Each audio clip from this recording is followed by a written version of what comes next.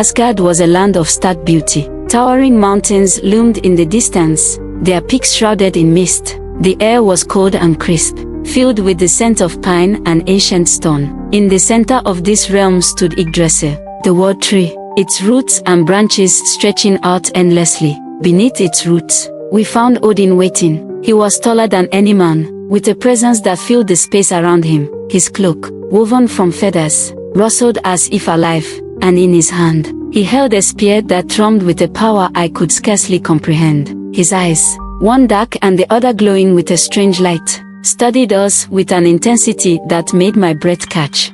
"So, you have come, little spider," Odin spoke, his voice deep and resonant. "Are you ready for the challenge?" Anansi bowed slightly, his eyes glinting. "Yes, great Odin, but remember, wisdom is not just in answers, but in the stories we tell and the lessons they hold." Odin nodded, a faint smile curling at the edge of his lips. "Very well, let us begin." The contest started with riddles. Odin's voice echoed beneath the roots of the tree as he posed his first question. "Tell me, Anansi, what is that which devours all things, yet feeds none?" Anansi's eyes flickered.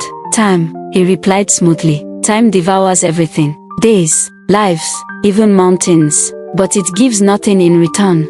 Odin nodded, unperturbed. "A wise answer. Now, answer this. What is it that comes but never arrives?" "The future," Anansi answered without hesitation. "It is always ahead, never here." The questions grew more difficult. Odin's riddles touched on the secrets of the cosmos, the nature of life and death, the paths of stars, and the songs of the earth. Anansi responded not just with facts, but with stories. He wove tales of the stars being the eyes of ancient spirits, the winds carrying the whispers of forgotten souls, and the earth singing in harmony when it thrived.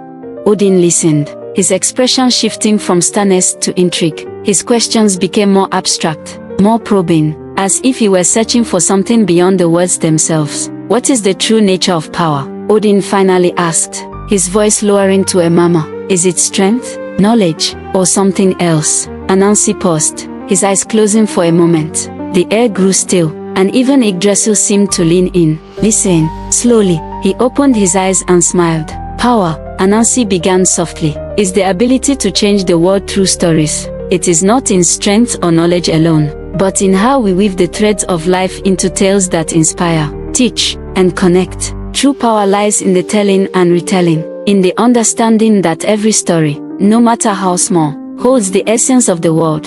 Odin stared at Anansi, his eyes narrowing. The nuns, who had watched silently throughout the contest, exchanged glances, their veiled faces betraying a hint of surprise. The air around us buzzed with the energy of Anansi's words. "You speak with the wisdom of ages," Odin finally said, his voice carrying a tone of respect. "You have taught me, Anansi, that there is more to wisdom than knowledge. It is in the stories, the webs we weave to understand the world."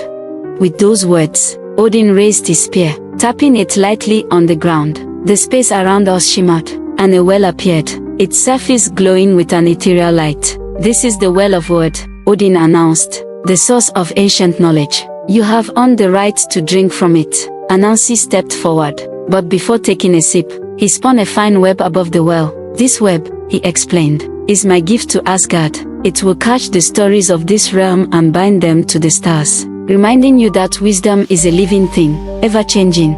Odin nodded, his gaze softening. "And what of the stories of your land?" he asked. "Will you not share them with us?" Anansi smiled slyly. "Perhaps one day, but for now, they belong to my people, to be told and retold until they are ready to be given away." With that, he drank from the well, his eyes glowing as he absorbed its ancient knowledge. He turned to me, his face alight with a newfound understanding. "Come," he said, extending his hand. "Our journey is far from over."